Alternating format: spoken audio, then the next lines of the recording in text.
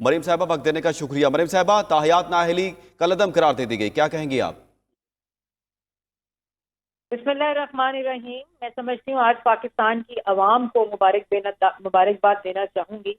کہ اس فیصلے سے جو 3 دفعہ کے منتخب وزیر اعظم، جس وقت ہم بات کرتے تھے کہ یہ ایک شخص جس کا نام ثاقب نثار تھا، جس نے اس منصب کو استعمال کیا، اس ادارے کو استعمال کیا، اپنے اختیار کو استعمال کیا اور ایک ظالمانہ، غیر منصفانہ اور غیر آئینی فیصلہ دے کر صرف ایک شخص کو پرسیکیوٹ کرنے کے لیے یہ فیصلہ دیا، تو آپ نے دیکھا کہ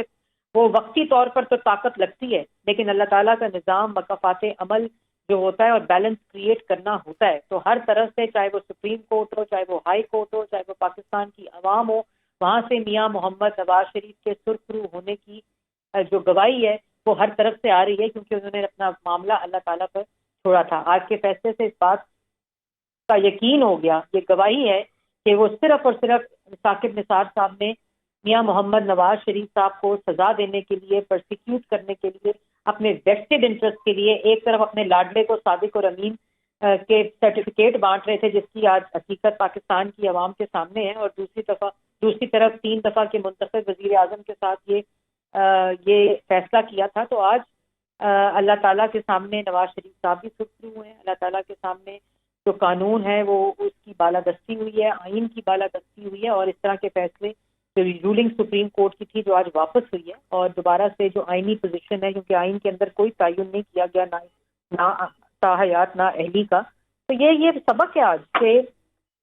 ہمارے پاس جب اختیار ہوتا ہے تو ہم اس کو پاکستان کی عوام کی امانت، اللہ تعالیٰ کی امانت، اپنے اختیار کو اللہ تعالیٰ کی امانت سمجھ کر استعمال کریں، نہ کہ ثاقب نثار کی طرح نہ اختیارات کا، منصب کا اور اداروں میں اپنی پوزیشن کا اختیار جو ہے اس کو ناجائز طریقے سے استعمال کریں۔ تو مریم صاحبہ کیا کہیں گی آج آپ اس فیصلے کے بعد، کیونکہ دیکھا جائے تو 62(1)(f) کے تحت ہی تاحیات نااہل کیا گیا تھا، اور آج اسی کو مد نظر رکھتے ہوئے جو تاحیات نااہلی ہے اسے ختم کیا گیا ہے، آپ سمجھتی ہیں کہ 62(1)(f) کا جو قانون ہے اس میں بھی اب ترمیم کی ضرورت ہے؟ بالکل ترمیم کی ضرورت ہے، میں سمجھتی ہوں ہر اس قانون میں ترمیم کی ضرورت ہے جو کوئی بھی شخص یہ گنجائش ہو کہ وہ اپنے اختیار کو استعمال کرتے ہوئے اس کو ایکسپلوئٹ کرے، اور یہ اعلیٰ مثال ہے جو ہم نے دیکھی اس قانون کے اندر، یہ کس طرح اس وقت ثاقب نثار صاحب نے اپنے اختیار کو استعمال کرتے ہوئے 3 دفعہ کے منتخب وزیر اعظم کو تاحیات نااہل کیا، ان کی صدارت چھین لی ان کی جماعت سے، اور اس وقت بھی اللہ تعالیٰ کے سپرد یہ فیصلہ کیا تھا، اور آج آپ جب سپریم کورٹ کا یہ فیصلہ آیا ہے تو یہ میں یہی کہوں گی کہ اگر وہ بھی دیکھ رہے ہوں گے ثاقب نثار صاحب اپنی ٹی وی اسکرینز کو، تو ان کو معافی، اب دیکھیں ہاتھ میں اس وقت اختیار تھا، آج معافی کا اختیار بھی نہیں ہے، آج وہ کیا سوچتے ہوں گے، لیکن اللہ تعالیٰ کی پکڑ میں تو ہے نا،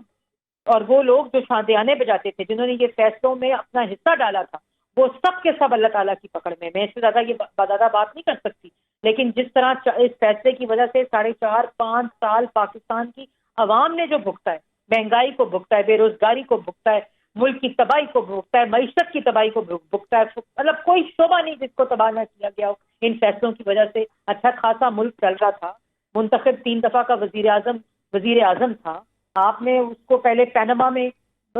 بدنیتی کے ساتھ بلیک لا ڈکشنری کا سہارا لے کر نااہل کیا، ان کو ڈسکوالیفائی کیا، پھر وہاں بھی آپ کی جو